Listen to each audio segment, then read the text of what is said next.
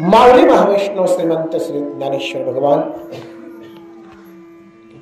आणि भगवान गोपाल श्रीकृष्णजींनी धर्मक्षेत्र कुरुक्षेत्रावर अर्जुनाला सांगितलेली श्रीमद भगवद्गीता आणि त्या गीतेवर ज्ञानोबारायांनी ज्ञानेश्वरीच्या रूपाने सुंदर अशी केलेली टीका, त्या ज्ञानेश्वरीतील किंवा श्रीमद भगवद्गीतेतील चौथा अध्याय जो ज्ञान योग या नावाने ओळखला जातो, त्या चौथ्या अध्यायामधील 38 आणि 39 नंबरचे श्लोक आजच्या या अत्यंत मंगल प्रसंगी प्रवचन रूपी सेवेकरता निवडलेले आहेत. श्लोक अत्यंत महत्वाचे आहेत. अनेक विशिष्ट तत्व आणि सूत्र या श्लोकांच्या माध्यमातून तुमच्या माझ्या समोर भगवान श्रीकृष्ण अर्जुनाच्या माध्यमातून प्रस्तुत करतात.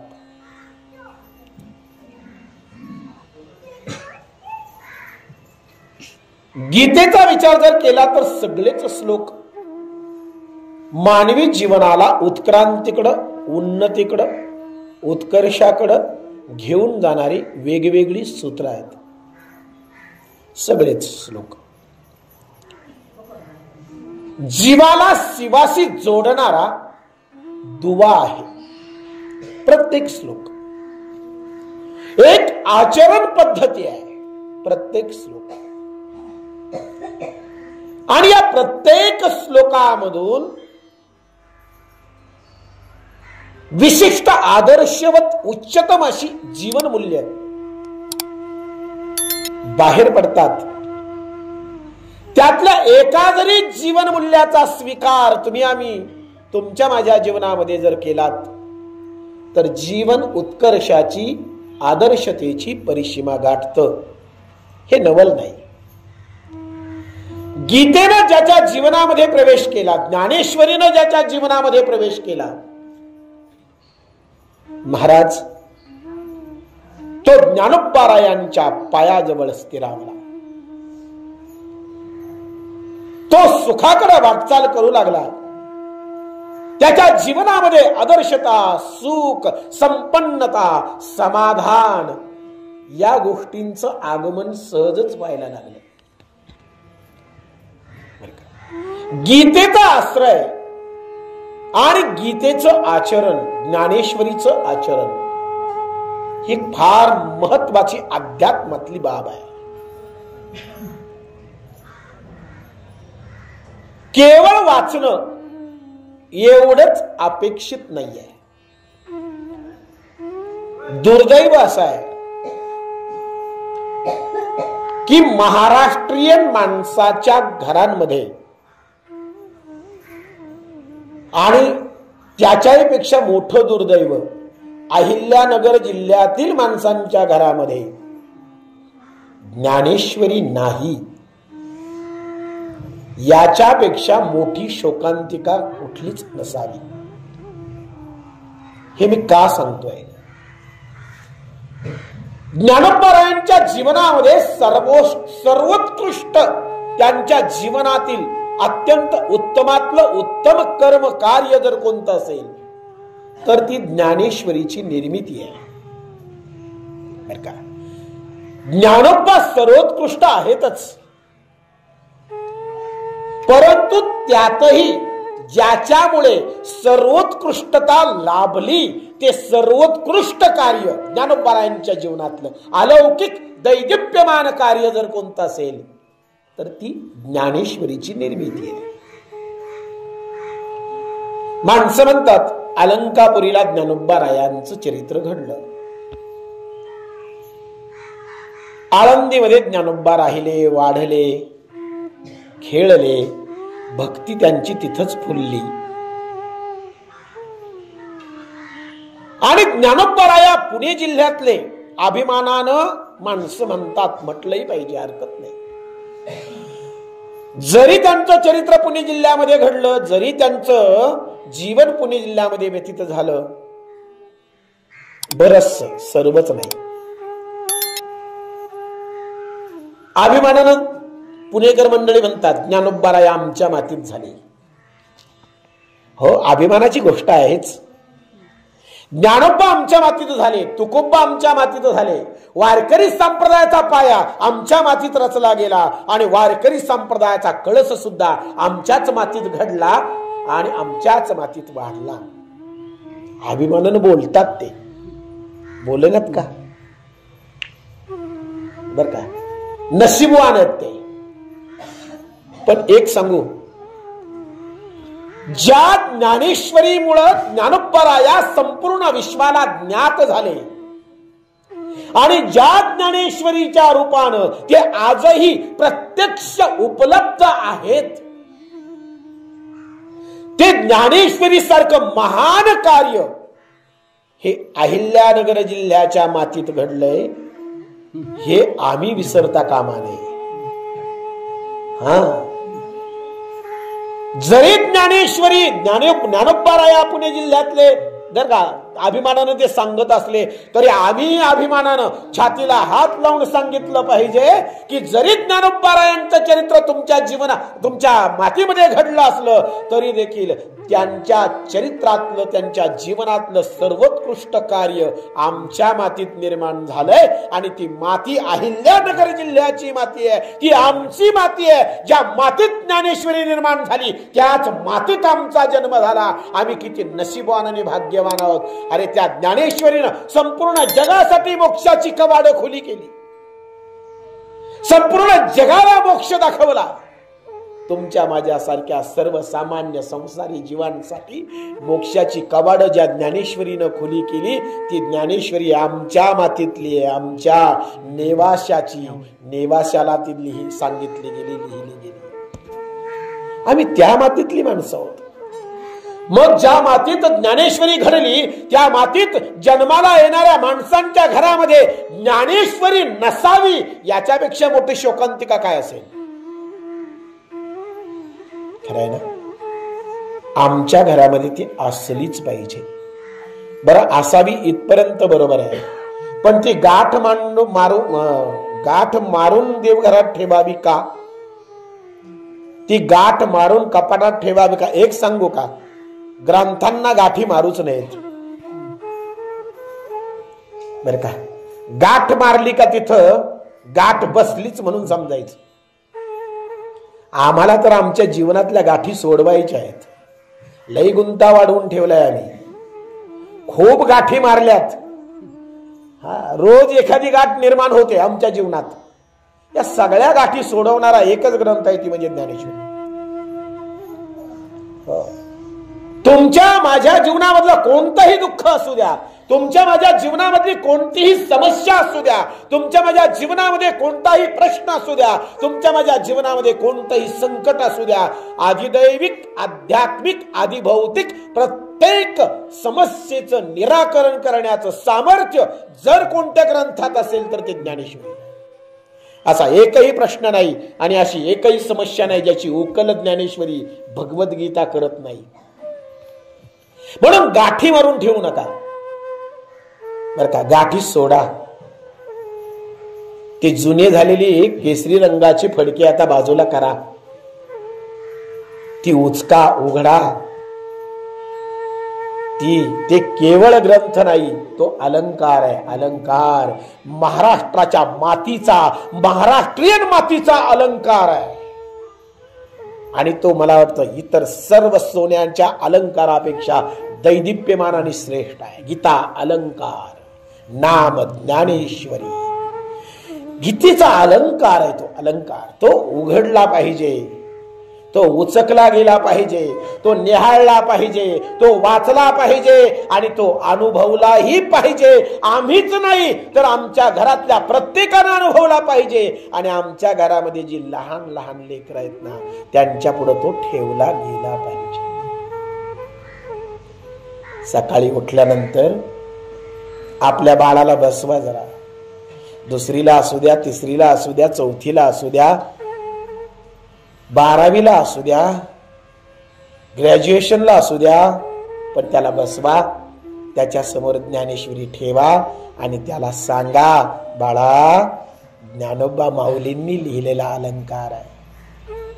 वाच, इथं तुला मराठी कळेल, इथं तुला महाराष्ट्र कळेल, इथं तुला ज्ञानोबा कळतील, इथं तुला परमार्थ कळेल, इथं तुला भक्ती कळेल, इथं तुला जीवनाचं सार उमगेल, इथं तुला जीवन कसं जगावं याची सूत्र सापडतील आणि जीवनात आदर्शता कशी प्राप्त करावी याची जीवन मूल्य तुला इथं गवसतील.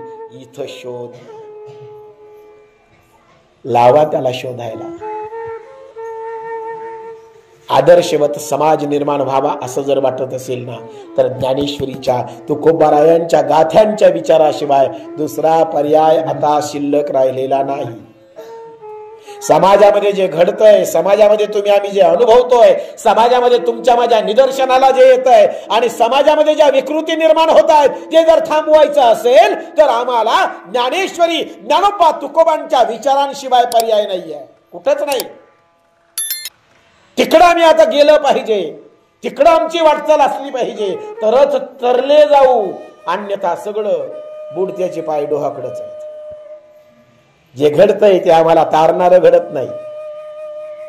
विकृती अधिकच बळावत चालल्यात, दुष्कर्म समाजातली वाढत चालली आहेत, दुष्कृत्य वाढत चालली आहेत, दुष्ट आता पुष्ट होत चाललेत. खरंय ना, सज्जनाचे मात्र हाल होत आहेत. सज्जन मात्र गांजला जातोय, पिडला जातोय, नाही का. दुष्टांच्या मिरवणुका निघतायत. हे सांगायची आवश्यकता नाहीये, तुम्ही आम्ही सगळेजण अनुभवतोय या गोष्टी. आणि कुठं जरी याला आळा बसवायचा असेल, थांबवायचा असेल, तर आता आमच्या घराघरामध्ये ज्ञानोबारायांच्या आणि तुकोबारायांच्या विचारांची मुलं, माणसं निर्माण होणं गरजेचं आहे. इंजिनियर, डॉक्टर थांबवा, भरपूर झाले. इतके डॉक्टर्स झाले, इतके इंजिनियर झाले, अर्थात होऊ नका असं नाही, पण एक सांगू का, मला एवढं कळतं, अट्टहास करू नका आपल्या लेकरांच्या बाबतीत. तू इतके टक्के पाडलेच पाहिजेत, 95%, 99% पडलेच पाहिजेत, नीट सेट पास झालाच पाहिजे, नीट जी पास झालाच पाहिजेस, मेडिकलला नंबर लागलाच पाहिजे, MBBS ला नंबर लागलाच पाहिजे, डिग्री झालीच पाहिजे. ना ना ना ना ना, त्याच्यावर बळजबरी करू नका, त्याच्यावर थोपवू नका. एक सांगू का तुम्हाला, एक वाक्य सांगू का, आमच्या आता एक तशाही सरकारी नोकऱ्या राहिल्या नाहीत. अट्टहास करूच नका. कुठं नोकऱ्या आहेत? अहो 2 जागा, अर्ज 2 लाख येतात, काय घेऊन बसलात? अहो खरं आहे ते, परिस्थिती वस्तुस्थिती आहे. कुठं नोकऱ्या राहिल्यात? नाही का. अट्टहास करत बसू नका. मला एकच कळतं, माझ्या घरातला माझा मुलगा किंवा माझी मुलगी एक वेळ इंजिनियर, डॉक्टर नाही झाली तरी चालेल, परंतु सामाजिक परिस्थितीचं जर आता अवलोकन केलं, एकंदरीत विचार जर केला जे घडतंय त्याचा, तर माझ्या घरातला मुलगा किंवा मुलगी इंजिनियर, डॉक्टर नाही झाली तरी चालेल, सरकारी नोकरी त्याला नाही मिळाली तरी चालेल, भले त्याला शेती करावी लागली तरी चालेल, भले मोलमजुरी करावी लागली तरी चालेल, पण माझ्या घरातला मुलगा इंजिनियर, डॉक्टर नाही झाला तरी चालेल, पण मोठा झाल्यानंतर तो माणूस म्हणून जगला पाहिजे, त्यानं माणसासारखं वागलं पाहिजे, जगलं पाहिजे. इंजिनियर, डॉक्टर नाही झाला तरी चालेल, पण माझ्या घरातलं माझं ते पोरग किमान माणूस म्हणून जगेल.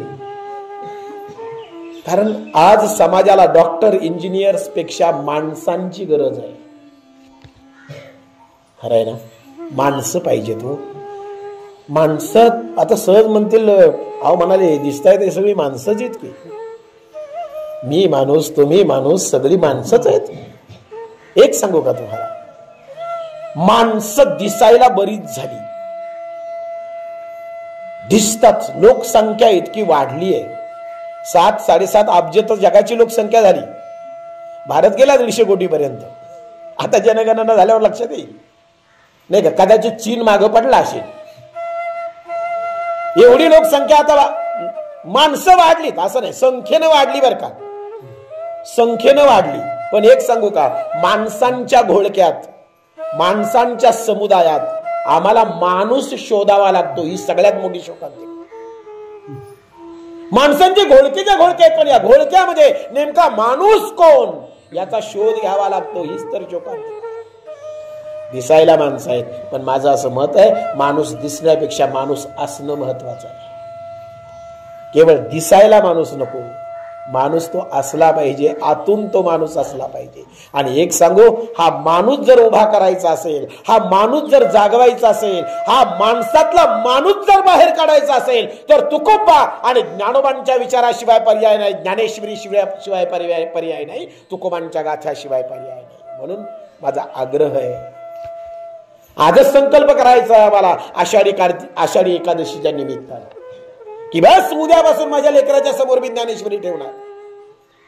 त्याला कळो अथवा न कळो, पण त्याला मी 5 ओव्या वाचायला लावणार. त्या ज्ञानेश्वरीवर डोकं ठेवायला लावणार. संकल्प करा माऊली. आणि एक सांगू, ज्यानं या ज्ञानेश्वरीवर डोकं ठेवलं, एक सांगू, त्याचा माथा उंच झाल्याशिवाय राहत नाही, तो शिखरावर पोहोचल्याशिवाय राहत नाही. फक्त शरणांगती महत्वाची आहे, गीतेचे विचार स्वीकारणं महत्वाचं आहे, ज्ञानोबा तुकोबांचे विचार स्वीकारणं महत्वाचं आहे. आणि म्हणून जेव्हा तुम्ही ह्या ज्ञानेश्वरीकडे, आणि एक सांगू तुम्हाला, हे केवळ बोलणं नाही आहे, जरा इतिहासामध्ये डोकावून बघा. ज्ञानेश्वरी किंवा गीतेच्या आधारानं आपली जीवन जगणारी माणसं किती उच्चतेला पोहोचलेत याचा जरा इतिहास शोधून बघा. महात्मा गांधींच्या जीवनामध्ये गीतेचे विचार होते. महात्मा गांधीजी वयाच्या 7व्या वर्षी, बर का, 7व्या वयापर्यंत गांधीजींचे गीतेचे 700च्या 700 श्लोक पाठ होते. म्हणजे मला केवळ एवढंच सांगायचं आहे. आणि जरी 700 श्लोक पाठ असले तरी महात्मा गांधींनी त्यातले 1-2-3 तत्व स्वीकारली, जी 16व्या अध्यायामध्ये आली. त्यातलं महत्वाची तत्व आहेत अहिंसा आणि सत्य. गांधीजींचं पुस्तक आहे माहिती ना, सत्याचा शोध, हे वाचल्यानंतर लक्षात येईल. गांधीजींनी 2 तत्व तर प्रकर्षण आपल्या जीवनामध्ये स्वीकारली, एक अहिंसा आणि दुसरं सत्य. फक्त ही 2च, सगळी गीता नाही स्वीकारली त्यांनी, पण केवळ 2 तत्व स्वीकारली. आज गांधीजींचा नावलौकिक जगविख्यात आहे की नाही? एवढंच काय, तुमच्या खिसा चाचपून बघा आणि खिशात जेवढ्या नोट आहेत तेवढ्या काढा आणि त्याच्यावर बघा फोटो कुणाचा आहे. का हो एवढे मोठे? काय कोणते विचार होते त्यांच्या जीवनात? गीता होती, गीता, ज्ञानेश्वरी, गीतेचे विचार आहेत. लोकमान्य टिळकांचा विचार करा. मंडालेच्या तुरुंगामध्ये असताना त्याच लोकमान्य टिळकांनी गीतेचा अभ्यास करून गीता रहस्य लिहिलं. गीता रहस्य लिहिलं की नाही? वाचून बघा गीता रहस्य. काय अफाट बुद्धिमत्ता आहे, काय गीतेचं तत्व मांडलेत त्यांनी. हा गीतेचाच प्रभाव आहे. बाहेर चला, नेल्सन मंडेलांकडे बघा. कोण नेल्सन मंडेला? दक्षिण आफ्रिकेचे राष्ट्रपती होते ना. त्यांच्या जीवनामध्ये सुद्धा गांधीजींचा प्रभाव आहे, त्या योगे गीतेचा प्रभाव आहे. मला सांगायचं काय यातून? मला एकच गोष्ट सांगायची आहे की केवळ 1-2 तत्व जरी जीवनात आले ना, 1-2 तत्व, तरी एवढी मोठी आदर्शता, एवढं मोठं नावलौकिक. परमार्थ नावलौकिकासाठी करायचा नसतोच खरा, परंतु तो अनायाशी येतो. प्रसिद्धी, नावलौकिकता, पदप्रतिष्ठा या सगळ्या गोष्टी अनायाशी येतात. मला सांगा, तुकोबांनी कधी जाहिरात केली की मी गाथा लिहिलाय, मी तुकाराम महाराज आहे? कुठं बॅनर लावलेत त्यांनी? पण आज जगाला तुकोबा माहित आहेत. जगाला केम्ब्रिज विद्यापीठामध्ये सुद्धा तुकोबांच्या अभंगावर PhD करणारी माणसं आहेत. हो, एका अभंगावर PhD करणारी माणसं आहेत. ज्ञानेश्वरीवर PhD करणारी माणसं आहेत. या संतांनी जाहिरात नव्हत्या केल्या, नव्हता सोशल मीडिया तेव्हा, नव्हता मोबाईल तेव्हा, पण आज जगाला ज्ञानोबा माहित आहेत. तुकोबा, मला काय सांगायचंय, परमार्थाच्या मागे लागा. बस फक्त शरण जा त्या विचारांना, शरण जा गीतेला, शरण जा ज्ञानेश्वरीला, शरण जा तुकोबांना. हे नाव लौकिक प्रसिद्ध या आपोआप मागे येतात. जायची सुद्धा गरज नाही, मागायची सुद्धा गरज नाही. फुलांना आमंत्रण द्यायची गरज नसते की तुम्ही माझ्याकडे या माझा सुगंध घ्या. ते जाहिरात करत बसत नाहीत फुलं. अहो त्यांना बघितलं की आपणच धावत जातो. अहो काय सुंदर फुल आहे हो, काय सुगंध आहे. आमंत्रण दिलं त्यांनी, जाहिरात केली. तशी सांगू का, महाराष्ट्राच्या मातीमध्ये ज्ञानोबा तुकोबा आणि या संतांसारखी फुलं उमलली आणि त्याचा सुवास, त्याचा सुगंध साऱ्या विश्वामध्ये पसरला. तो अनायासे पसरला. आणि म्हणून एक सांगू का, जेव्हा आमच्याही जीवनामध्ये या गोष्टी संचार करतील, प्रवेश करतील, तेव्हा कोणाला आमंत्रण द्यायची गरज नाही. ते स्वतःहून चालून येतात. द्वारकेचा राणा पांडवा घरी का? पांडव नव्हते म्हणले, पण हाच गेला. जाण्याचं कारण आहे, जाण्याचं कारण आहे काय? देव कुठं जातो हा, त्याच्या मागे काही गोष्टी आधीच याव्या लागतात. लक्षात घ्या, देवानं आपल्याकडं यावं त्याच्या आधी बऱ्याच गोष्टी आपल्याकडे याव्या लागतात.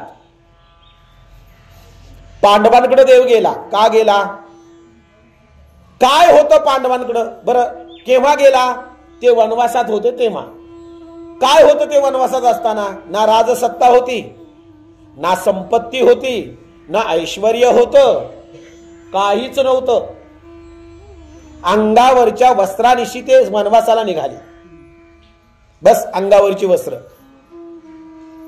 त्या पांडवांच्या सोबत तो राहिला, संकटांमध्ये त्यांना साथ दिली, काट्याकुट्यांचा रस्ता तुडवला, जंगलातून फिरला, ठेचाळत फिरला, तक्रार नाही कधी केली त्याने. सोबत राहिला, साथ करत राहिला. काय होतं त्या पांडवांकडं? एकच गोष्ट होती, प्रेम, नामस्मरण, श्रद्धा, सत्य, धर्म, सत्कर्म, नीतिमत्ता, या सगळ्या गोष्टी होत्या म्हणून गेला. तो असा कोणाकडे जात नाही. त्या हस्तिनापूरमध्ये गेले ना भगवंत, दुर्योधन कायमच आमंत्रण द्यायचा. घाई घाईनं आमचे भगवंत विदुराकडे निघायचे, हा मध्येच आडवा व्हायचा. कृष्णा कुठं निघालात? जातो म्हणाले, विदुरजींना भेटून येतो. अहो म्हणाले, कधीतरी आमच्याकडे येत चला, आमच्याकडे चला, विदुरजीकडे. अहो म्हणाले, तुम्ही मागे आला होता तेव्हा त्यांच्या घरी त्या कन्या खाल्ल्या, आमच्याकडे यायचं ना कन्या खाईपर्यंत. असं पंचपक्वान्नाचं जेवण बनवलं असतं, आयुष्यभर जिभेवर चव रेंगाळत राहिली असती. असं तुम्हाला खाऊ घातलं असतं, आमच्याकडे यायचं ना. देव फक्त हसले, म्हणाले नाही, मला तिकडच जावं लागेल. का बरं दुर्योधनाचं आमंत्रण स्वीकारलं नसेल?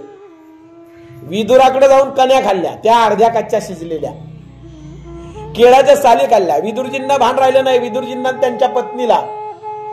देवालाय देवालाय त्याला असा उंच आसनावर बसवला, पायाजवळ विदुरजी आणि त्यांची पत्नी बसली. काय द्यावं आता विचार करू लागले. केळी त्या ठिकाणी होती, ती केळी सोडून, पण देवाकडे बघता बघता ते एवढे स्वतःला विसरले. तुम्हाला सांग, भक्ती विसरूनच करायची असते. कोणाला विसरायचं? स्वतःला विसरायचं. भक्ती परमार्थ हा स्वतःला विरघळून टाकायचं, विरघळून. ते विरघळले ते देवामध्ये. अशी देवाकडे बघता बघता केळी सोलायची, पण भान नाही राहिले. त्या आतला जो गाभा आहे तो टाकून दिला आणि साल देवाच्या हातात दिली. भान नाही हो.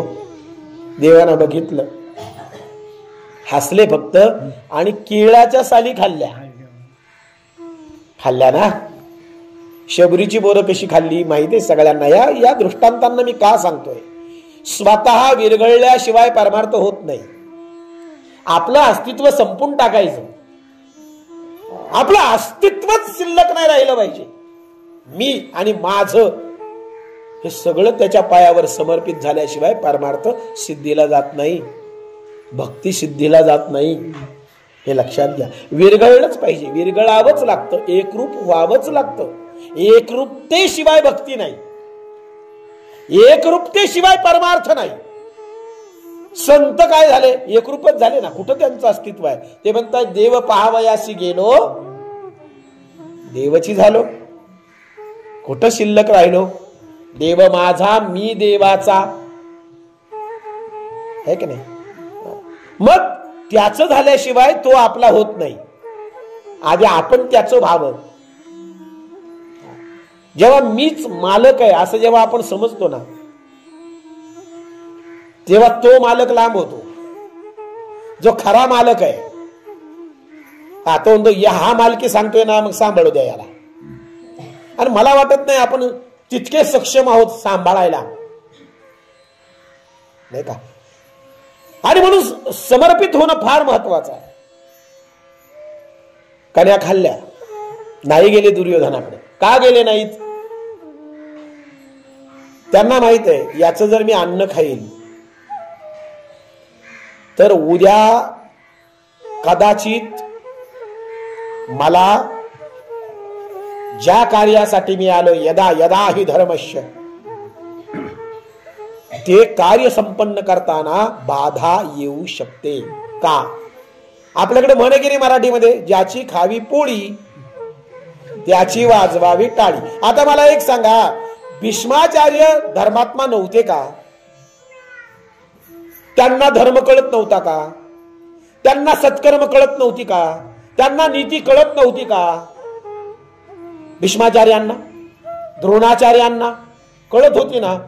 त्यांना नव्हतं कळत का की आपण जे शस्त्र उचललंय युद्धामध्ये ते अधर्माच्या बाजूने उचललंय? त्यांना कळत नव्हतं. आपल्याला कळते तर भीष्माचार्यांना कळत नसेल? कळत होतं त्यांना. पण का उचलावं लागलं शस्त्र? कारण आतापर्यंत अन्न खाल्लंय दुर्योधनाचं. आणि काही गोष्टी अशा होत्या की त्या बांधल्या गेल्या. भीष्माचार्यांना त्यांच्या प्रतिज्ञांनी बांधलं. कळतंय अधर्म आहे, कळतंय अनिती आहे, पण तरी शस्त्र त्याच बाजूने उचलावी लागलीत. नाही गेले दुर्योधनाकडे भगवंत, नाही गेले. मदत मागायला आले तेव्हा सुद्धा देवानं स्वतः नाही नाकारलं. पण भगवंतासारखे, एक सांगू का तुम्हाला, शब्द वापरू नये, पण कुटिलता जर कुणाची महाभारतात जर बघाल तर ती भगवान श्रीकृष्णाची. पण ती का, कशासाठी? तर ती धर्मस्थापनेसाठी आहे.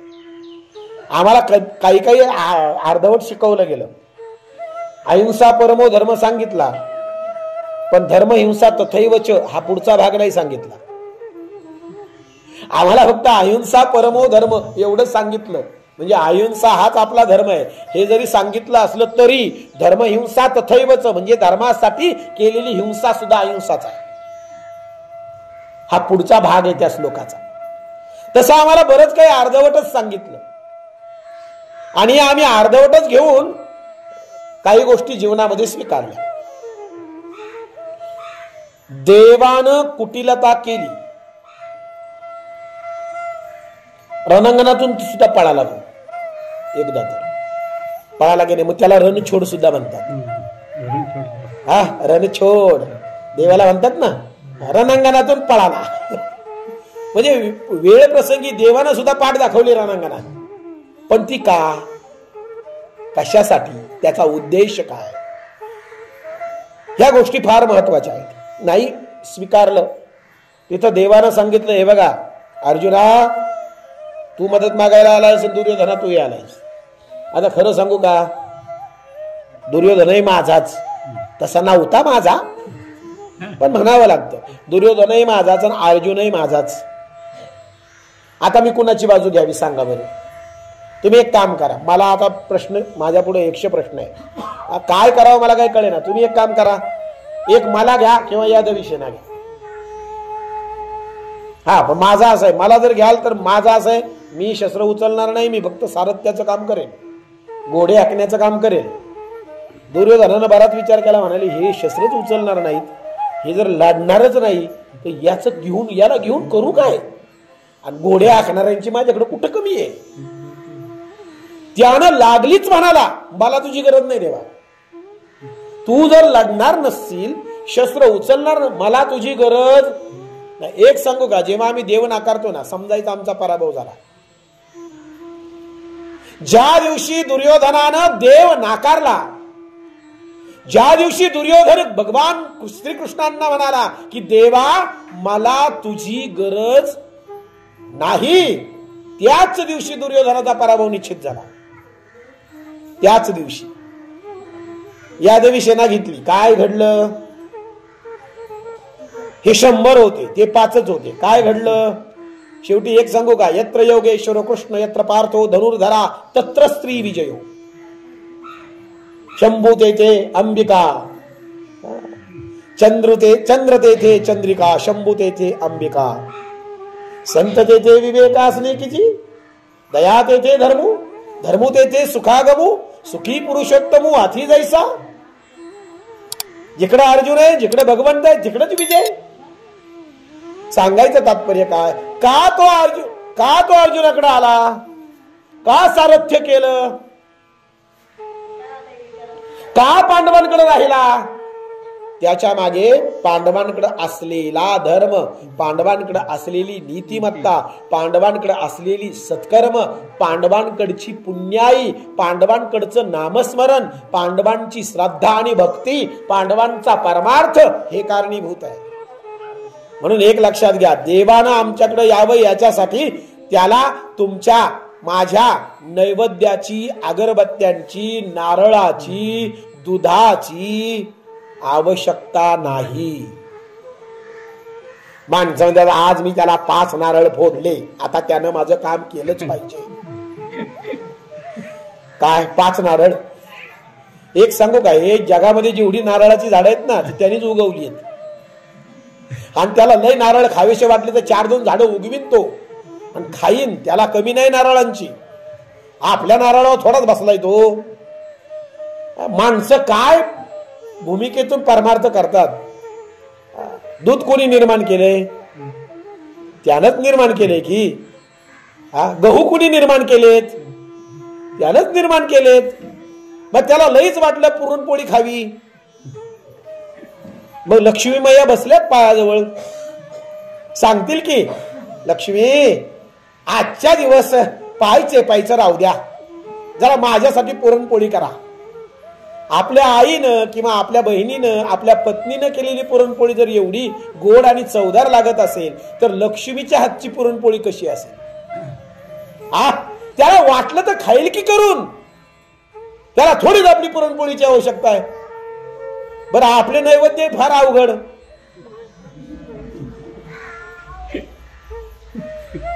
खरंच ना. मग एक सांगू का, माणसं कशी परमार्थ करतात. मी खरं एकदा म्हणजे मला विचार आला, मी इतर वेळेस बघितलं नैवेद्य बर का, पण एकदा मी खास निरीक्षण करूनच बघितले. तेव्हा मला उमगलं की आपला परमार्थ कसा आहे. ते नैवेद्याची मोठी गंमत आहे. काय म्हणतात आपल्याकडे ते छोटी छोटी चाणक्या म्हणतात की काय म्हणतात, चाणक्याच म्हणतात ना, छोटे छोटेच असतात असे. बरं ती एक नाही भाजत बसत. ती आमची घरातली बहीण असेल, आई असेल, एक नाही भाजत ती, एकदम 7 लापीन. किती देवर बाळ्या आपल्या गावात, मग ते बाळ्या मोजून सांगतो, मारुती खालचा वरचा मारुती, सगळे देव मोजणार आणि मग तेवढ्या त्या चाणक्या एक खटी लाटणार आणि एकदम तव्यावर टाकणार की नाही. बरं त्या उलट्या पालट्या करणार, भाजल्या तर भाजल्या, नाही तर आपल्याला थोडेच खायचे आहेत त्या तशाच काढणार ताटात, अशा गोल मांडणार ताटात. मग तिथून पुढे खरी मज्जा. मग प्रत्येक चाणकीवर 2-2 शीत भात, जास्त नाही, 2-2, 3-3 शीत पडत असते. त्याच्यावर 2 थेंब दूध, 2 थेंब सार, एकच भज. प्रत्येक चाणकीवर वेगवेगळं भज. कोण आखा गाणा जातो ते भाज्याचा त्याच्यावर. त्याच्यापेक्षा एकच भज घ्यायचं, त्याचं 7 तुकडं. एकच कुरडईचं पांगुड, त्याचं 7 तुकडं. आणि नैवेद्य बाळोच्या हातात, त्याच्या एका हातात तांब्या, एका हातात नैवेद्याचं ताट चित्र डोळ्यापुढं आणा आणि बाळू आता नैवेद्य घेऊन देवांकडं चाललाय. त्याला एक प्रॉब्लेम नाहीये, बाळूला सुद्धा त्याला एकच प्रॉब्लेम नाहीये. त्यानं चड्डीवर करगुटा टाकून त्याला काडी लावून पिळा दिलेला आहे आणि चालताना त्याला भीती आहे की जर तो पिळा सुटला आणि काडी फिरली तर चौकात नको तो कार्यक्रम व्हायचा.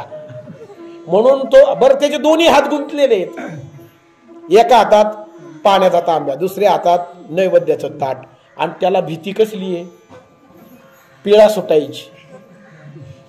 खरं का नाही? ते असं जपून चालतं. बरं त्यात असं नैवेद्याचं ताट घेऊन निघाला का ग्रामसिंह, ग्रामसिंह माहिती ना, कुत्रे कुत्रे ग्रामगीतेमधला शब्द येतो. तुकडोजी महाराजांनी कुत्र्यांना ग्रामगीतेमध्ये ग्रामसिंह म्हटले. ग्रामसिंह म्हणजे गावातले कुत्रे. त्यांना अशा वेळेस लई शेव येतो बघा. ते मुद्दाम त्या बाळूवर भुकतात. त्यांना अपेक्षा असते याच्या हाताचं ताट पडावं आणि ते आम्हाला मिळावं. हा देवापर्यंत पोहोचू नये. पोहोचलं तरी तिथं तेच असतात. आणि नको ते घडतं माय बापू. नेमका बाळू चौकात जातून काडी कशी काय नु फिरती. आता काडी फिरल्यावर करगोट्यावर आधारलेली जी चड्डी आहे ती कमरेला राहत नाही. ब्रेक न मारता घोट्यापर्यंत येते. बरं हा प्रताप घडल्यानंतर बाळू खरंच नैवेद्याचं ताट हातात ठेवील का? ते तांबे फिकितन ताटे फिकितन पहिलं चड्डीवर वडतं. मी खरंच बघितलेले बरं डोळ्यानं. आणि आता नैवेद्य चौकात ताट फेकल्यावर नैवेद्य ताटातच राहतील याची काही गॅरंटी? ते मागे आलेलेच असतात. ते लगेच त्यांचा उद्देश पूर्ण झाला आणि मग ते खाऊन टाकतात. बाळ्या रेकाम ताट घेऊन वाजवत वाजवत घरी. बाळ्या जा ठेवला देवाला निवत. मग ठेवला. मला खरं सांगा, देवाला चाणक्या देतो आपण. आपला परमार्थ आपला भाव चाणकी इतकाच आहे का हो? आपला मालक जर घरी जेवायला बसला, बरं हा नैवेद्य दाखवल्यानंतर जेवणाची सुरुवात होते घरात. चला म्हणले निवद दाखवून आले, बसा बरं जेवायला सगळे. मालक जेवायला बसल्यावर मालकीन बाई किती पोळ्या ठेवतात सुरुवातीलाच त्याच्या ताटात? 2 तर नक्की ठेवतात. खायला काही अडचण नाही. आज एकादशी, आज नका, उद्या बारस सोडायला. पण किती 2 पोळ्या तर नक्की ठेवते सुरुवातीला. भलं गुळवणी वत्ती, त्याच्यात दूध वगैरे टाकती, वरून तुपाची धार, हा, आणि मग ते चुरली जाते. मग शेजारी झोपेतून उठल एवढा मोठा वरपण्याचा आवाज येतो. बरं तेवढ्या 2 संपल्यावर सुद्धा मालक पण तो आहे का एखादी अजून? मला टीका नाही करायची, पण आपल्या घरातली ही वस्तुस्थिती सांगतोय मायबाप हो. खरं सांगू, आपण जेवायला बसलो आपण 3 पोळ्या खातो आणि देवाला फक्त चाणकीवर भागवतो. ज्या परमात्म्यानं संपूर्ण जगाची भूक भागवावी, ज्या परमात्म्याच्या कृपेनं तुमच्या माझ्या ताटामध्ये अन्न आहे, त्याला आम्ही चाणक्या देतो. त्याही कच्च्या, अर्ध्या कच्च्या. आणि त्याच्या मोबदल्यात आम्ही म्हणतो एवढा देवाला नैवेद्य दाखवला, आयुष्यभर निवद दाखवल्याशिवाय जेवलो नाही, पण देवानं माझं काही खरं केलं. एक सांगू का माय बापू, तुम्ही द्या अथवा देऊ नका, त्याची त्याला आवश्यकताच नाहीये. नाही, देव भावाचा भुकेला तो आहे का आपल्याकडं? अरे त्यानं निर्माण केलेलं गहू त्यालाच देतो, त्यानं निर्माण केलेलं दूध त्यालाच देतो, त्यानं निर्माण केलेले नारळ त्यालाच देतो. सगळं त्यानंच निर्माण केलं आणि त्यानंच निर्माण केलेल्या वस्तू त्यालाच अर्पण करतो. मग आपण आपल्या पदरचं त्याला काय देतो? हा प्रश्न आपण विचारला पाहिजे की नाही स्वतःला? जे काय दिलं ते त्यानंच निर्माण केले, त्याला त्याची आवश्यकता नाही आहे. आपण आपल्या पदरचं काय दिलं? त्याला पाहिजे तुमचं हृदय, त्याला पाहिजे तुमचं मन, त्याला पाहिजे तुमचा भाव, त्याला पाहिजे तुमचं प्रेम. पंढरीला जाच किंवा माझ्यापर्यंत तुम्ही पावसात चिखल तुडवत याच, ही अपेक्षा त्याला नाही. जिथं आहात तिथं विठ्ठल बोला. जिथं आहात डोळे मिटून त्याचं नामस्मरण करा, बस तिथंच पंढरपूर आहे. इथंच पंढरपूर आहे. त्याची ती अपेक्षा नाहीये. पंढरपूरला जाऊन गाठोडे चाचपणारे नाहीयेत का? मग त्यांची वारी म्हणायची का? मी टीका नाही करत माय बापू, पण नाही का चोऱ्या माऱ्या होतात ना? सगळेच पांडुरंगासाठी गेलेत का? नाही ना. हौशे नवशे गवशे सगळेच असतात. काही हाऊस म्हणून जातात, काही नवस पेक केलाय फेडायला जातात, काही उगाच गवशे म्हणजे कळलं ना, कुठं काय मिळतंय याच्यासाठी जातात. देवासाठी जाणारे फार थोडे आहेत माय बापू, फार थोडे. नाही असं मी म्हणत नाही, पण थोडे. पांडुरंगासाठी नाही असं मी म्हणत नाही. इतके निष्ठावान वारकरी आहेत, निष्ठावान. बघा जरा, अनुभव घ्या. मला तर अनुभव फार कमी मिळाला. मी फार तर 4-5 वेळा एकादशीच्या दिवशी जाणं घडलं किंवा आदल्या दिवशी. सर्व्हिसमुळे या गोष्टी जमत नाहीत. बघूया कधी परमेश्वर आपल्याला ती साथ देईल, पांडुरंग कधी वारीत बोलवीन. परंतु जेवढं काही मी अनुभवलंय अलौकिक आहे. अलौकिक शब्दातीत आहे, अवर्णनीय आहे. शब्द नाहीत त्या गोष्टीसाठी. तो भाव, ते प्रेम, ते डोळ्यातले अश्रू. दर्शन झाल्यानंतर ढसाढसा जेव्हा माझा वारकरी रडतो ना, त्याला त्याची आवश्यकता आहे. तुमच्या डोळ्यातल्या अश्रूंची आवश्यकता आहे. तुम्ही तिथं जाच ही त्याची अपेक्षा नाही आहे. पण जेव्हा तुमच्या डोळ्यामध्ये त्याचं नाव घेतल्यानंतर किंवा त्याची प्रतिमा तुमच्या डोळ्यासमोर आल्यानंतर तुमच्या डोळ्यात अश्रू तराळतात, डोळ्यातून घडघडा अश्रूधारा वाहू लागतात ना, ते जे प्रेम आहे ना, त्याची त्याला आवश्यकता आहे. आणि तेच आमच्या जवळ नाही आहे. असलं तरी आम्ही ते देत नाही. आम्ही ते वाहून टाकले संसाराच्या पायी, आम्ही वाहून टाकले मुलाबाळांच्या पायी, आई बाप पत्नीच्या पायी, नातेवाईकांच्या पायी. आम्ही ते कधीच अर्पण केलंय तिथं संसाराला. ती अपेक्षा नाही आहे. म्हणून मला काय सांगायचं आहे, देव माझ्याकडे यावा. तसं सगळ्यांमध्येच देव आहे नाही का? माझ्यात आहे, तुमच्यात आहे. बाहेर बसलाय तो कुत्रा, त्याच्या अंतःकरणात आहे. गायीमध्ये आहे, सर्व याच्यायावत प्राणीमात्रांमध्ये देव आहे, आहेच. त्याचं अस्तित्व आहे म्हणून तर जिवंतपणा आहे. परंतु एक वाक्य सांगू का तुम्हाला, देव आपल्यात असणं वेगळं आणि देव आपल्या बाजूला असणं वेगळं. वाक्य कळलं? कंसात देव नव्हता का? रावणात नव्हता का? होता ना, पण बाजूला होता का त्यांच्या? रावणाची बाजू घेतली का देवानं? कंसाची नाही ना, विरोधात आहे, विरोधात आहे. तसं एक सांगू का, देव माझ्यात आहे, तुमच्यात आहे, सर्वांत आहे. पण सगळ्यात महत्वाची गोष्ट, तो आपल्या बाजूला आहे का? त्यानं आपली बाजू घेतली आहे का? आणि देवानं आपल्या बाजूला उभं राहावं, आपल्या मागे पुढे उभं राहावं, निर्वाणी गोविंद असे मागे पुढे, आणि काहीच साकडे पडो निधी हे घडावं असं जर वाटत असेल तर आधी आमच्याकडं त्याच्याबद्दलची काही गोष्टी आवश्यक आहे. भांडवल परमार्थातलं आवश्यक आहे. आणि परमार्थातलं भांडवल सांगू का तुम्हाला?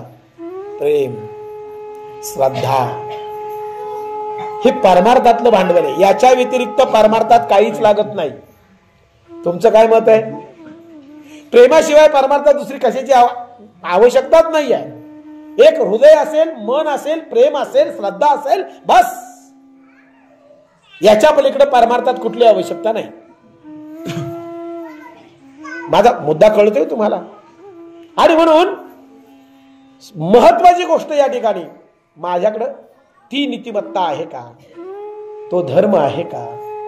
ते सत्य आहे का? ते प्रेम आहे का? मगच आपण अपेक्षा करावी की त्यानं माझ्या बाजूला तो असेल, राहील.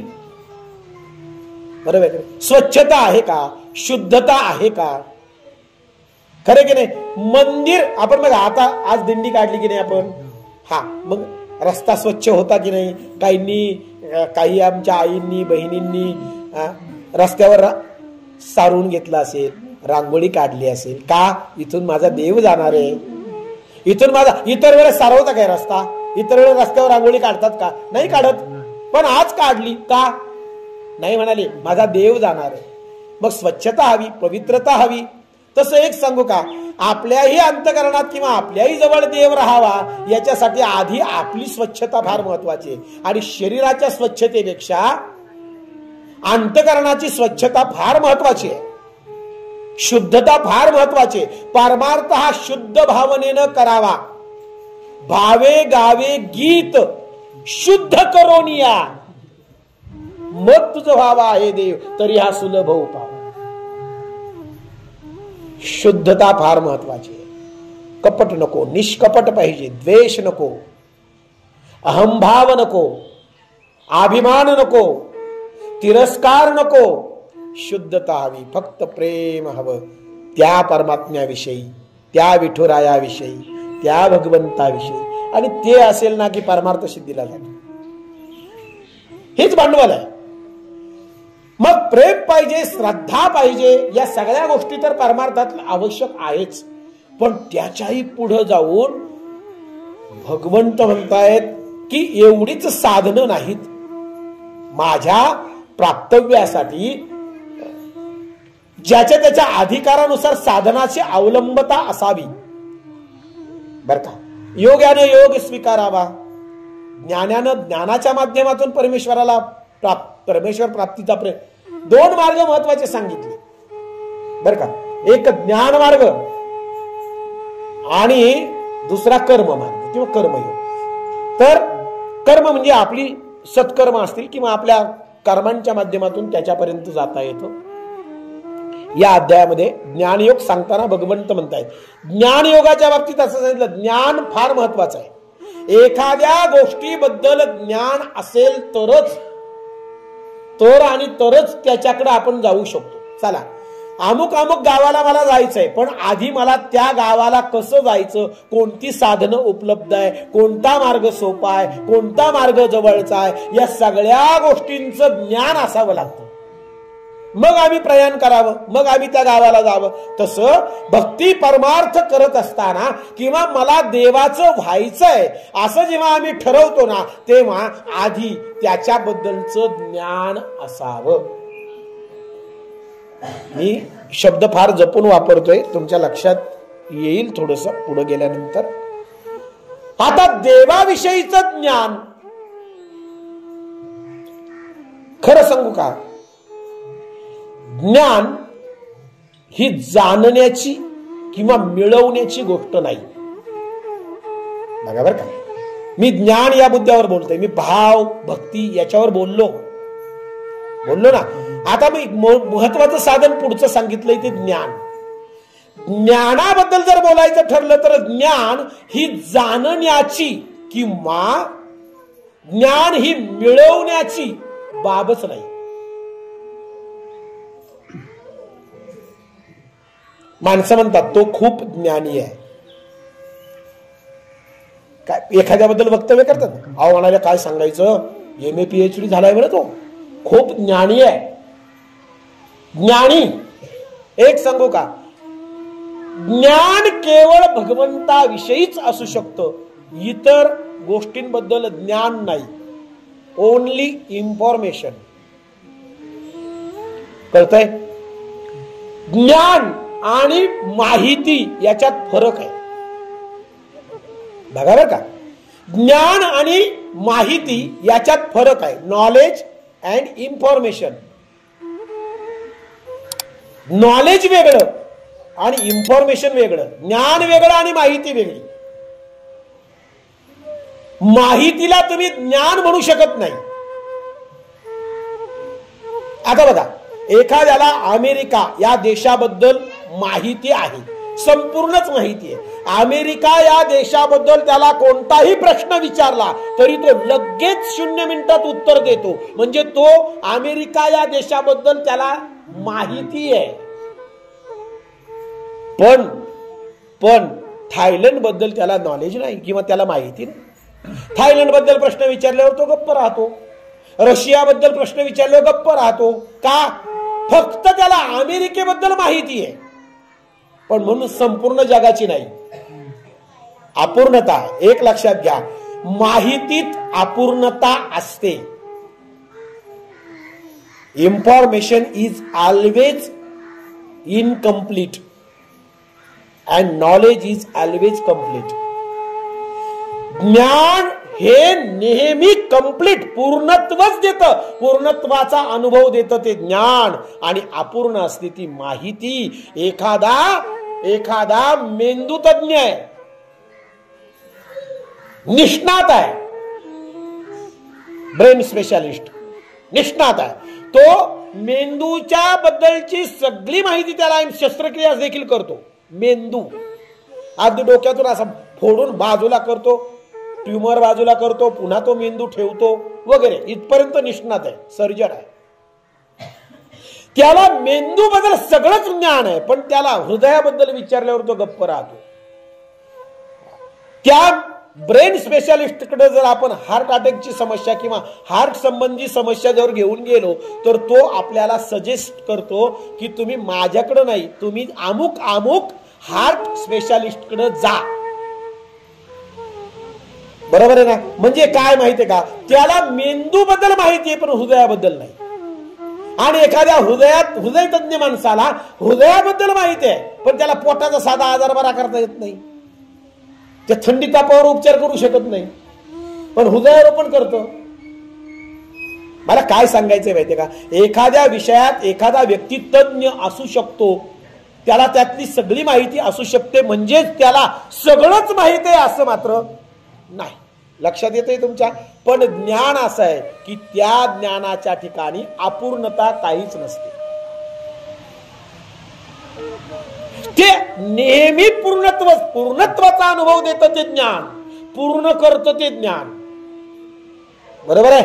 आणि एक सांगू का तुम्हाला, ज्ञानी माणसं म्हणजे ज्ञानी कुणाला म्हणावं तर मला वाटतं या जगामध्ये काही मोजकी माणसं म्हणण्यापेक्षा मोजके संत जर सोडले ना किंवा संत जर बाजूला ठेवले ना तर आपण सगळेच अज्ञानी आहोत. आता मी ज्ञानेश्वरीवर बोलतोय म्हणजे मी इतर वेदांवर बोलू शकतो असं नाही, किंवा या सक्षमतेनं मी आता बोलू शकतो तितक्याच सक्षमपणे मी ऋग्वेदाच्या ऋचा नाही मांडू शकत.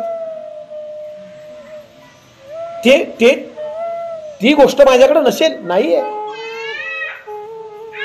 मी सक्षमपणे जेवढं गीतेवर ज्ञानेश्वरीवर बोलू शकतो तेवढं मी यजुर्वेदावर नाही बोलू शकत, कठ केन प्रश्न मंडूक यासारख्या उपनिषदांवर नाही बोलू शकत, किंवा एखादं शास्त्र आहे, सांख्यशास्त्र असेल किंवा इतर जी 6 शास्त्र आहेत ते 6 शास्त्र नाही बोलू शकत मी तेवढं सक्षमपणे. का? त्याच्याबद्दलची मला तितकीशी लक्षात येतंय. म्हणजे माझ्याकडे अपूर्णता आहे की नाही? आहे ना. तसं प्रत्येक जण कुठल्या ना कुठल्या बाबीमध्ये अपूर्ण आहेच. आणि एक सांगू का, तुम्ही आम्ही ज्याच्याशी संलग्न आहे ते अपूर्णताच देत, ते कधीच पूर्णत्व देत नाही, आणि ते म्हणजे संसार. सांगा कधी वाटलंय का बाबा आता बाद झाले, नाही आता भरपूर मिळव, आता बास, 3 मजले चढवले तरी म्हणतो नाही हो, पूर्णत्व नाही मिळत. 50 एकर आहे, 5 पोरं आहे, 10-10 एकर येते ना एकेकाच्या वाट्याला, म्हणतोय नाही नाही तसं नाही, 10-10 एकरांनी काय होते, अजून 50 एकर घेतले म्हणजे 20-20 येईल एकेकाच्या नावावर. अपूर्णता आहे. 50 आहे तरी अपूर्णता वाटते. 5 करोड बँकेत आहे तरी म्हणतो नाही नाही 10-15 करोड अजून तरी पाहिजेच, 25 करोड असावेत. कशाला? अपूर्णता आहे की नाही? म्हणून एक सांगू का, जेव्हा आमची संसाराकडची तृष्णा थांबेल तेव्हा आम्ही निश्चिंतीने विसावा पाहू. आठवा तुकोबांचा अभंग काय म्हणताय? तुकोबाराया याजसाठी केला होता अट्टाहास, शेवटचा दिस गोड व्हावा. आम्ही तेच नेमकं विसरतो. आम्ही रोजचे दिवस गोड करण्याच्या नादात शेवट विसरून जातो. हाही गोड होत नाही, शेवटही गोड होत नाही. हा आहे का गोड? वा काय दिवसभरात किती किती म्हटलं ना, नाही आज दिवसभर काहीतरी चांगलं झालंच, काही दिवस सगळा चांगला जावा असं आम्ही म्हणतो, पण काहीतरी कटुता दिवसभरात कुठं ना कुठं काहीतरी झालं, दिवसच खराब झाला बा म्हणतो आम्ही. करता करता आयुष्य आमचं कडू होत जातं. खरंय ना. अट्टाहास आमचा कशासाठी आहे हे फार महत्वाचं आहे. तुकोबाराया काय म्हणतात की आता निश्चिंतीने पावलो विसावा. हा विसावा आम्हाला कधीच मिळाला नाही. मिळालाय मिळालाय मिळाला, पण तो मिळाला नाही, तो दिला. तो विसावा दिला. कोणी दिला? त्या 4 जणांनी दिला. त्यांनी केव्हा दिला? जेव्हा त्यांच्या बरोबर चालले ते म्हणले नाही नाही ठेवा ठेवा, ही विसाव्याची जागा आहे, ठेवा. खरंय की नाही? तसं जीवन जगताना आम्हाला कधी विसावा मिळाला हो माय बापू? कधी आम्ही निश्चिंत बसलो? सारखीच तर धावपळ आहे, सारखीच तर पळापळ आहे. म्हणून तुम्हाला एक सांगू का माय बापू, संसारात केवळ पळापळ आहे. आता इथं बसलेत इथं तरी पळा त्यात. खरं की खोटं? मी एवढं पोटतिडकीनं सांगतोय तरी काही म्हणत असेल खिचडी मग अशीच होत होती, कढई इकडे आणून ठेवताना पाहिली, शिजली असेल का मागच्या वर्षी ना जरा, म्हणजे पावर का विचार. तिकडे जायचंय, अकोल्याला जाऊन यावं असं वाटतंय, पावसाने असं चालवलं, काय आता जावा का नाही पावर का. म्हणजे बसलाय तो प्रवचन ऐकायला, पण मन धावतय ना, पळापळ आहे ना. जोपर्यंत स्थिर होत नाही ना तोपर्यंत विसावा नाही माय बापू हो. आणि परमार्थ भक्ती स्थिरत्वासाठी लक्षात घ्या, परमार्थ स्थिरत्व देत, भक्ती स्थिरत्व देत. तुकोबाराय म्हणतायत मी तेव्हा विसावा पावलो केव्हा खुंटलिया धावा तृष्णेची. माझी तृष्णा खुंटली मगच विसावा मिळाला. म्हणून एक लक्षात घ्या माय बापू, आमच्या धावण्यामुळं आम्हाला विसावा नाही, पूर्णत्व नाही, त्याचा अनुभव नाही, समाधान नाही, सुख नाही. या गोष्टी परमार्थच देत, पण आम्ही तिकडे गेलोच नाही. आम्ही वेगळ्याच रस्त्यानं पळतोय. संतांनी आधी छातीला हात लावून सांगितलं, बाबा रे सुखा लागी करीशी तळमळ, तरी तू पंढरीशी जारे एक वेळ, मग अवघाची सुखरूप होसी, जन्मोजन्मीचे दुःख विसरसी. हे संतांनी सांगून ठेवलंय ना. पण आम्ही पळतोय का त्या वाटेवर? आम्ही धावतोय का पंढरीकडं? नाही ना. काही कालच वाखरी बसून माघारी आले, म्हणजे आता तिथून कळस दिसतोय, थोडंच राहिले कळस दिसला. ते म्हणले पार पायाचं तुकडं पडलं हो, पायाचा एक उजव्या पायाचा पोटरीचा गोळा म्हणला, 10 दिवस झालं दुखतोय. आता काय पुढं बारीला उभं राहणं 72 तास शक्य नाही. वरून पाऊस आहे, खाली चिखल आहे. म्हणला आपल्या बापाच्यानं होणार नाही बा ही वारी. तिथूनच गाडी धरली. म्हणला पहिला डॉक्टरला दाखवायला पाहिजे काय झाले काय नाही. मला काय सांगायचंय माहितीये का, आमची धाव कुठे आहे, आम्ही कुठं धावतोय. म्हणून आम्हाला पूर्ण अपूर्णता अनुभवायला येते. झालं 2 मिनिटं मलाही भान नाही 11:30 वाजले. आणि म्हणून एक करा माय बापू, ज्ञानाकडे वाटचाल करा. भगवंत म्हणतात नाही ज्ञानेन सदृशम पवित्रम इह विद्यते. ज्ञानासारखी पवित्र वस्तू या जगात दुसरी कुठलीच नाही माय बापू. आणि ज्ञान कुठं निर्माण होतं? बघ पुढचं सूत्र त्यांनी फार सांगितलंय, श्रद्धा लभते ज्ञानम. श्रद्धेच्या पोटी ज्ञान जन्म घेत. म्हणून काही जण म्हणले वारी अंधश्रद्धा आहे. बाबा ती श्रद्धा ज्ञानाच्या पोटी जन्माला आली. ही वारी आहे ना माझ्या ज्ञानवांच्या ठिकाणी आहे. पंढरपुरा नेईन गुढी माझ्या जीवीची आवडी. हो ते सुद्धा गुढी घेऊन गेले. ते तर ज्ञानियांचा राजा आहे. आणि माझा वारकरी संप्रदाय हा ज्ञानावर उभा राहिलाय. वा ज्ञान देवे रचिला पाया. आणि म्हणून अंधश्रद्धा वारकरी संप्रदायात त्या गोष्टीला थारा नाही. माझा वारकरी जातो ना, ती अंधश्रद्धा नाहीये, ती श्रद्धेची परिसीमा. कोणकोणत्या अवस्थेत आणि कोणकोणत्या परिस्थितीत माझा वारकरी वाटचाल करतो महाराज, ते पाहिल्यानंतर आम्हाला नक्की जाणवतो ते चैतन्य कुठंतरी आहे. जेव्हा 95 वर्षाचे बाबा 4-4 हात वर उडी मारतात ना, आणि त्या धावामध्ये, रिंगणामध्ये तो विना घेऊन धावतात ना, त्या धाव्यामध्ये जेव्हा 95 वर्षाचे बाबा एखाद्या 22 वर्षाच्या तरुणाला लाजवेल इतक्या वेगानं पळतात ना, महिनाभर वाटचाल करून, तेव्हा आम्हाला कळतं श्रद्धेत काय ताकद आहे आणि काय शक्ती आहे. आणि म्हणून माय बापो, श्रद्धा बाल्यवते ज्ञानम. धोतर नेसला म्हणजे तो असुशिक्षित आहे, निरक्षर आहे असं समजण्याचं काही कारण नाही. त्या वारीमध्ये धोतर नेसून वकीलही चालतायत, डॉक्टरही चालतायत.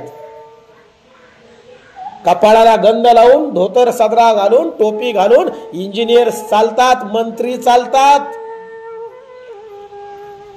ती निरक्षरांची वारी नाही, ती ज्ञानांची वारी आहे. आणि ते ज्ञान श्रद्धेपोटी उपजलंय. एक सांगू, आणि जेव्हा ते ज्ञान प्राप्त होतं ना, तेव्हा ज्ञान लब्ध्वा परम शांती. वारकरी वारीला जाऊन आल्यानंतर काय घेऊन येतो? बुक्का प्रसाद, ज्ञानेश्वरी, तुळशीची माळ. पण त्याच्याही पेक्षा पुढे सांगू का, तो जे घेऊन येतो ना, ते समाधान. झाले समाधान तुमचे. 72 तास उभा आहे बरं, मुसळधार पाऊस चाललाय, घोट्यापर्यंत चिखल आहे. चिखल्या झाल्या 3-4 दिवस तो बारीला उभा आहे गोपाळपुऱ्यापासून, आणि सारखी धक्काबुक्की आहे. गर्दीला आलोट गर्दी आहे माय बापू, सारखा धक्का आहे. एवढे सगळे धक्के 4 दिवस सहन केलेत. पायात चप्पल नाही, चिखल्या झाल्यात पायाला, भिजलाय 4 दिवस, सर्दी झाली आहे. पण जेव्हा तो पांडुरंगाच्या समोर जातो, दर्शन फार वेळ नाहीये माय बापू, डोकं सुद्धा टेकू देत नाहीत. 1 सेकंद काय तो दिसला, 1 सेकंद, फक्त 1 सेकंद.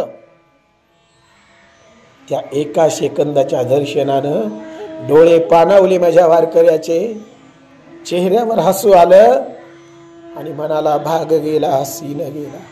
अवघा झाला आनंद. वारकरी काय घेऊन आला? आनंद घेऊन आला, समाधान घेऊन आला, वर्षभर जगण्याची ऊर्जा घेऊन आला, पुन्हा मी येईल हे वचन देऊन आला. वारकऱ्याला काय मिळतं? पंढरीच्या वारीत काय आहे? लौकिकता बाजूला ठेवून जेव्हा वारी करू ना, तेव्हा जे मिळतं ना माय बापू, ते शब्दात वर्णन करण्यासारखं नाहीये. आणि म्हणून असो, आमच्या प्रारब्धात कदाचित वारी नसेल, कदाचित त्या वारकऱ्यांबरोबर चालणं नसेल, कदाचित ज्ञानोबा तुकोबारायांच्या रथाबरोबर चालणं नसेल, हरकत नाही. पण आमच्याही पांगरीमध्ये पंढरी अवतरलीच की. हे मगाशी सांगितलं, जिथं त्याचं नामस्मरण आणि त्याच्या पायावर भाव आहे ना, तिथं पंढरी आहे, तिथं पंढरी आहे. जेव्हा इथं नामस्मरण झालं, तेव्हाच गावची पंढरी झाली, पांगरीची पंढरी. गावाच्या नावातही प आहे आणि पंढरपूरच्या नावातही पच आहे, आणि पांडुरंगाच्या नावातही पच आहे. माय बाप हो, अंतकरणात पंढरी उभी राहू द्या. तो भाव, तो विठ्ठल अंतकरणात बघा, अंतकरच पंढरपूर होईल. तो आनंद तुम्हाला अंतकरणातच प्राप्त होईल, जाण्याची आवश्यकता नाही. हरकत नाही, या ना त्या कारणानं व्याप आहेत, भरपूर आहेत. आम्ही साधी बोळी माणसं आहोत, नाही आम्हाला कदाचित परमेश्वराची कृपा झाली वारीत चालण्याची, हरकत नाही. पण इथं जे आम्हाला प्राप्त झालं ते पंढरपूरपेक्षा कमी नाही माय बापू. मी दरवर्षी सांगतो, तुमची चरण सेवा साधावया, मला देत जाओ, मला देत जा. आणि तुमची ही कृपा आहे माय बापू. मलाही वेळ मिळत नाही, जातो मी, पण रात्री मला पुण्याला कीर्तन, मी पुण्यापासून रिटर्न आलो, मला रात्री पुण्याकडे कीर्तन होतं, परंदवडीला त्या वडगाव मावळकडे तिकडं. आणि परत मी रात्री 3 वाजता आलो. नाही आपल्या नशिबात, पण मग इथं राहून सेवा करायला काय अडचण आहे. जेव्हापासून वारी सुरू झाली तेव्हापासून आपली सेवा आणि आयुष्यभर चालूच आहे. पण इथं जेव्हा प्रवचन तुमच्या समोर झालं, वाटलं ना पंढरपूर आहे ना. नक्कीच आहे, नक्कीच आहे. ते पंढरपूर अंतःकरणात फुलू द्या, फुलावं. आणि पांडुरंग सतत अंतःकरणात असाच कर्कटेवर हात ठेवून उभा राहावा. त्याची कृपा, त्याचे आशीर्वाद, त्याचं प्रेम सर्वांना प्राप्त होत राहो. आहेच त्याचं प्रेम. खरं सांगू, तो इतका प्रेमाचा पुतळा, इतका जिव्हाळा आहे त्याच्या अंतःकरणात आपल्याबद्दल. आपल्याला माहित नाही हो तो किती प्रेम करतो आपल्यावर. आपला पती आपल्यावर एवढं प्रेम करत नाही, आपली आई आपल्यावर एवढं प्रेम करत नाही, आपला बाप आपल्यावर एवढं प्रेम करत नाही. एवढं प्रेम तो लढिवाळ विठ्ठल करतो. खूप प्रेम आहे त्याचं तुमच्यावर, माझ्यावर. बर का? ते प्रेम फक्त जाणण्याचा प्रयत्न करा आणि फक्त त्याला प्रेमानं हाक मारा. बस तो उभा राहील, कर्कटेवर हात ठेवून उभा राहील आणि दर्शन देईल. याच्यात शंका नाही माय बाप हो. फक्त मनापासून डोळे मिटा आणि पुंडलिकावर दे हरी विठ्ठल म्हणा. बघा डोळ्यासमोर येतो की नाही, दर्शन देतो की नाही. नक्की दर्शन होईल. म्हणून ते दर्शन करा. इथंच अंतःकरणात पंढरपूर उभं करा. नक्कीच त्या वारीचं पुण्य इथं मनापासून विठ्ठल विठ्ठल म्हणण्यानंही प्राप्त होईल. आणि ते सर्वांना हो अशी या ठिकाणी मी मनापासून मनोकामना व्यक्त करतो. पांडुरंगाची तुमच्या सर्वांवर कृपा हो.